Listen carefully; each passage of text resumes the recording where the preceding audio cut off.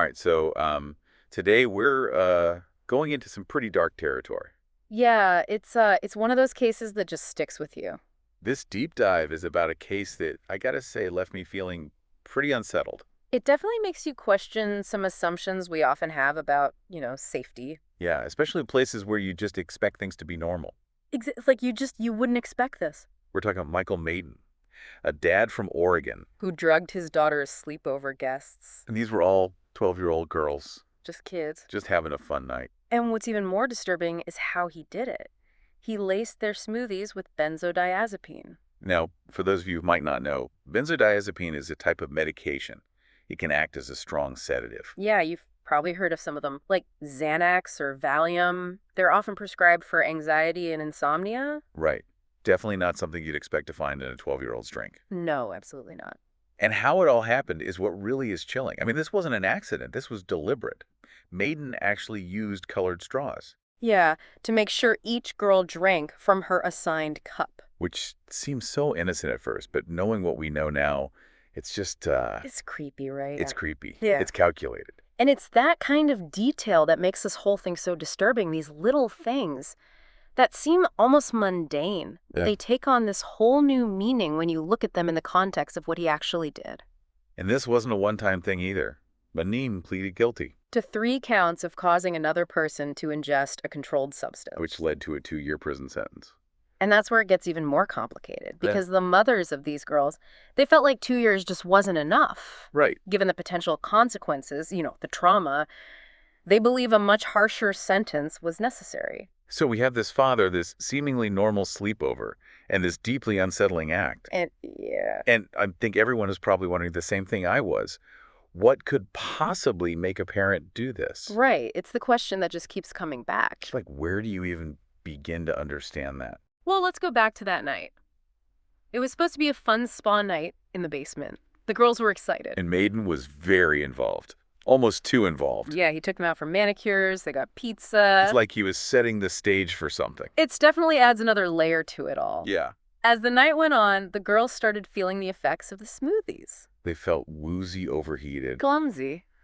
One girl later said it was like falling into a really deep sleep. A thick, deep sleep, she called it. Like nothing she'd ever felt before. Thankfully, one of the girls was a little more alert. She'd only taken a small sip of her smoothie. And while the others drifted off... She pretended to be asleep. Wow. Can you imagine, in that situation? Having the presence of mind to do that? It's incredible. And terrifying because while she was lying there pretending to be asleep, Meyden kept coming downstairs, Checking on them. trying to separate the sleeping girls. And that's when this young girl, realizing something was terribly wrong, she decided to act, She started texting. frantically texting her parents, a family friend, begging them to come get her. It's amazing she was able to think so clearly under that pressure. And thankfully, someone did come to her rescue. They called the other parents, and when they all arrived to pick up their daughters, Meyden tried to stop them from coming in. what parent is that? Right, it seems pretty clear he was trying to hide what he'd done. And that makes his explanation later in court even harder to believe. So after they got to the hospital, all 3 girls tested positive for benzodiazepine. The mothers were obviously terrified and furious. And they gave some incredibly emotional statements in court. They talked about the terror, the lasting trauma their daughters were experiencing. You could really hear the anger and betrayal. They felt 2 years wasn't enough for what their daughters and they themselves had gone through. But Meyden, he offered an explanation. He claimed he was just trying to keep the girls safe.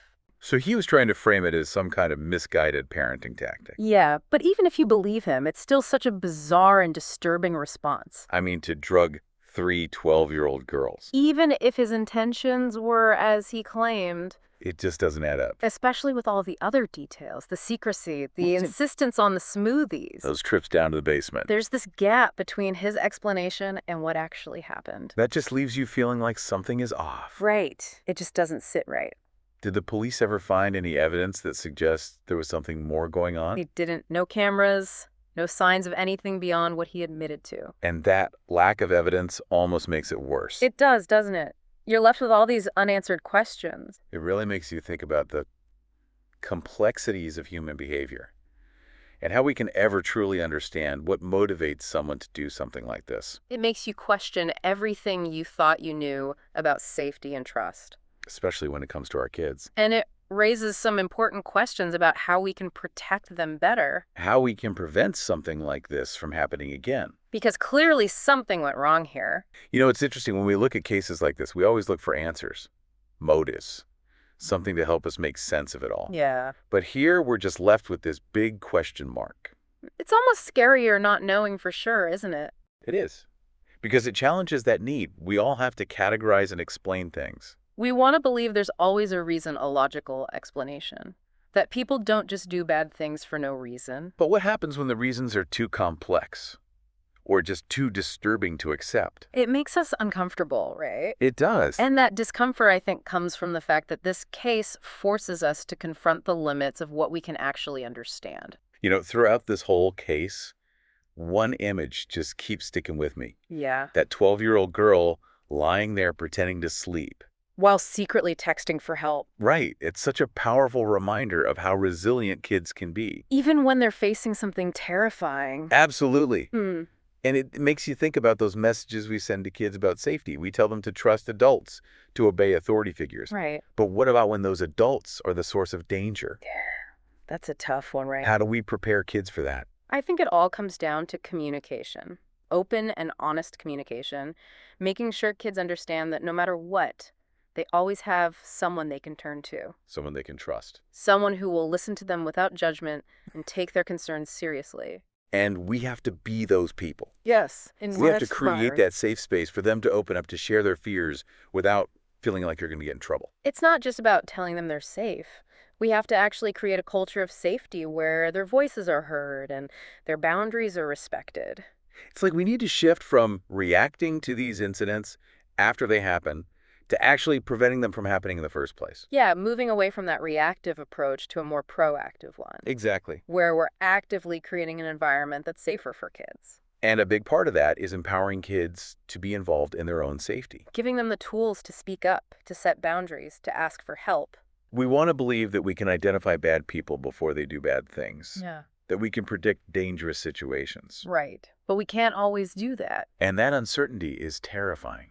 Especially when you're talking about the safety of your kids. Absolutely. This case really throws a wrench in those simple narratives we create about good versus evil. It forces us to deal with the messy reality that sometimes, even in seemingly ordinary settings, danger can be lurking right there. You said earlier that looking for simple explanations can be dangerous. Oh, yeah. What do you mean by that? Well, think about it. If we're always trying to find one single reason for every bad act, we oversimplify things. Right. And when we oversimplify, we might miss crucial details. We might fail to recognize patterns. We might even downplay how serious a situation is. So instead of asking, why did he do it? Maybe we should be asking, how can we prevent this from happening again? Exactly. And that shifts the focus away from trying to predict the unpredictable and towards empowering the people who are most vulnerable. In this case, the kids. The kids, it's about creating an environment where they feel safe speaking up, even when something feels off, even if they can't explain why. So it's less about analyzing every parent we meet for hidden warning signs, and more about giving kids the tools they need to recognize and respond to anything that makes them uncomfortable. Exactly. We can teach them about body autonomy, about trusting their instincts, about going to a trusted adult for help, making sure they know that their feelings and concerns are valid. That they have the right to say no. Yes, and that they deserve to be heard. And it's just as important to teach kids to speak up as it is to make sure we as adults are listening. Oh, absolutely. It's one thing to tell a kid they can always come to us if something's wrong. But if we don't create a culture where those conversations are taken seriously, it's all for nothing. Exactly. It's about building a culture of belief and support, where kids are not just encouraged to speak up, but also reassured that their concerns will be met with action, not dismissal. That feels a lot more proactive than just relying on background checks or hoping we can spot a bad guy before they do something harmful. Because the truth is, as we see in this case, those people aren't always the monsters we see in movies. They can be people we know, people we trust, people who seem perfectly normal. It's a scary thought. It is. And it brings us back to the emotional impact of this case. These girls and their families, they're dealing with the trauma of what happened. But also the realization that the systems meant to protect them failed. That's a really important point. they've experienced a huge violation of trust, not just from Meyden, but from the institutions that were supposed to keep them safe. And that's why it's so important to emphasize the support and resources available for victims. Therapy, counseling, support groups. Those can be really important in helping children and families process the trauma and rebuild a sense of safety. When we were preparing for this deep dive, I found some resources for parents about child safety, especially during sleepovers. Well, that's great. I was surprised by how much is out there. That's encouraging. It shows there's a growing awareness of the potential risks, and people are trying to give parents the tools they need to protect their kids. Yeah. There are websites, articles, even checklists for parents, Mm-hmm. covering things like basic precautions to how to talk to your kids about safety. Those are great resources. Knowledge is power, right? And in this case, it really can be the difference between a fun, positive experience and a potentially dangerous one. Absolutely. So if you're listening to this and you're a parent, I really encourage you to look into those resources. They're easy to find online. Thanks for joining us for this deep dive. It's been a tough one, but an important one. Until next time, stay curious, stay informed, and keep working towards a better future for all.